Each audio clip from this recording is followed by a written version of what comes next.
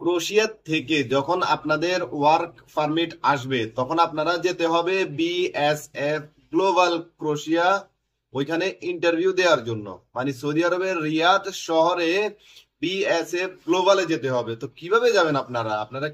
আপনারা যেতে হলে অবশ্যই হয়তো আপনারা একটা ড্রাইভারের সাথে যেতে হবে, অথবা যদি আপনাদের গাড়ি থাকে তাহলে লোকেশনের মাধ্যমে যেতে হবে। তাহলে দেখুন কিভাবে যাবেন। প্রথমে আপনারা চলে যাবেন গুগল ম্যাপে।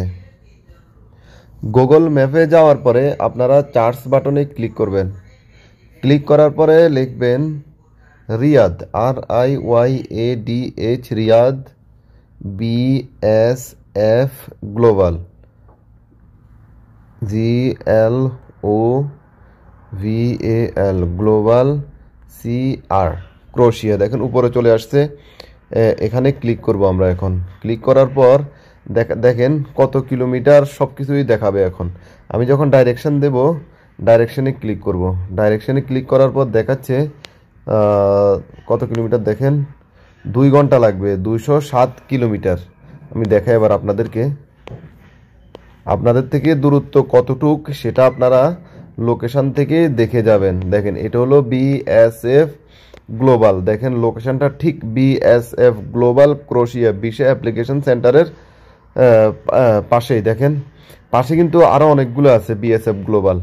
তো আপনারা এখানে যদি যান তাহলে আপনারা পেয়ে যাবেন ক্রোয়েশিয়ার ইন্টারভিউ সেন্টার। তো আপনারা স্টার্ট দিলে আপনাদের লোকেশনটা শুরু হবে, ঠিক আছে? তো আপনারা চাইলে দেখেন এখানে লোকেশন দিয়ে আপনারা চলে যেতে পারবেন বিএসএফ গ্লোবালে। তো পারবেন। এবার দেখি বিএসএফ গ্লোবালের ভিতরটা এবং বাহিরটা কেমন, কিভাবে চিনবেন। দেখেন পাশে কিছু ছবি দিলাম। দেখেন এটা হলো বিএসএফ গ্লোবালের বাহিরের সাইট।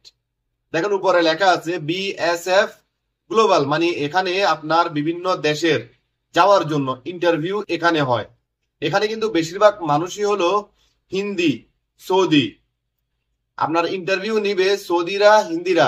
আর যদি আপনাদের কাগজপত্র সবগুলো যদি ওকে থাকে তাহলে কিছু জিজ্ঞেস করে না।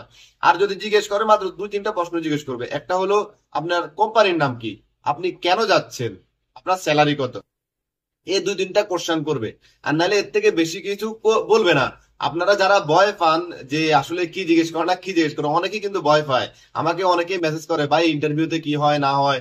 আসলে কিছুই হয় না, শুধু আপনাদের কাগজপত্র যেগুলো লাগে, যার মাধ্যমে আপনি যাচ্ছেন তাকে বলবেন সব কিছু যেন শুদ্ধভাবে আপনার কাছে দিলে আপনি এগুলো প্রিন্ট আউট করে তারপরে বিএসএফ গ্লোবালে যাবেন।